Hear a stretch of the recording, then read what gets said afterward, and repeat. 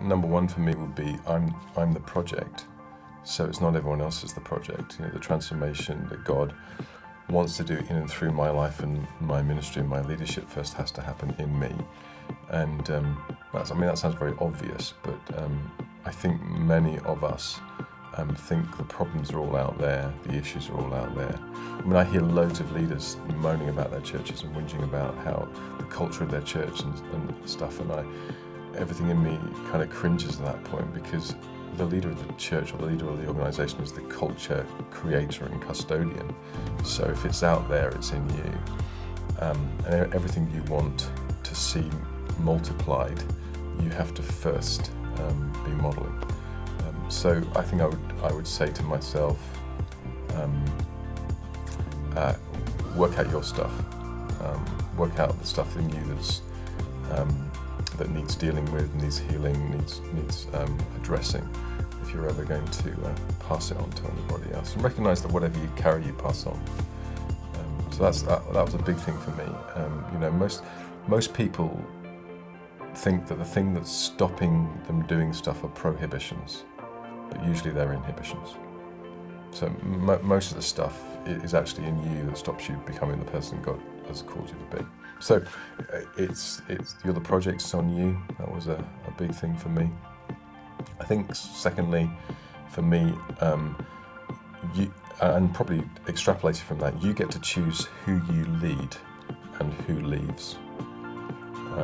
Somebody always leaves, and if you don't choose who you're going to allow to leave, then it'll happen to you, and the wrong people will leave. Early days in my ministry, my dad, who was a pastor, told me about the story of Napoleon and his army. I'm pretty sure it's not true, but he'll preach, so I've used it. He said that Napoleon would divide his army into three. 1/3 of his army would attack the enemy at any given moment. They couldn't stop them, they would start for a fight. 1/3 of his army would desert at any given moment. He couldn't stop them, they just wanted to run away, they were scared. And 1/3 of his army were waiting to see who was going to win the argument. And Dad said that's basically like every church that you will ever lead. There's a group of people who don't like you very much and can't wait for you to leave. They won't do anything you tell them to do, and they just want to leave themselves. There's a group of people who are up for anything. They just want to serve, they're passionate about Jesus. You say jump, they say off what building. And there's a group in the middle who are waiting to see who's going to win the argument. And the problem with most leadership is that most of us spend most of our time trying to convince the people who want to leave not to leave. And three things happen.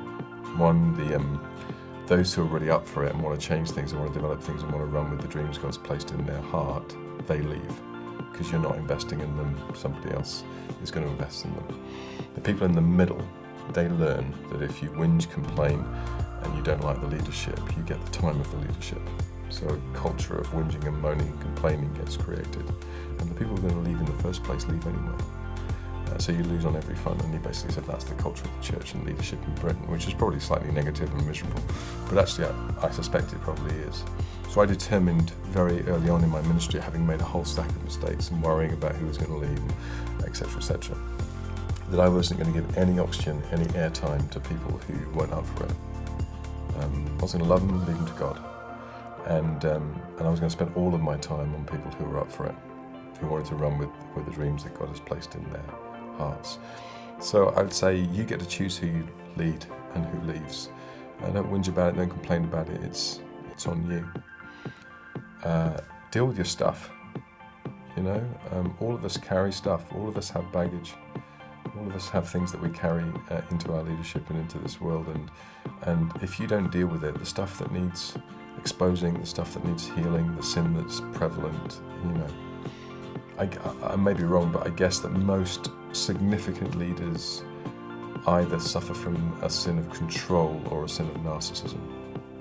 Well, call it out, recognise it, get some help there, because the sin of control will suffocate and destroy people, and narcissism will disable people in becoming everything that they could be. You'll get in the way of everybody, and I don't particularly have control.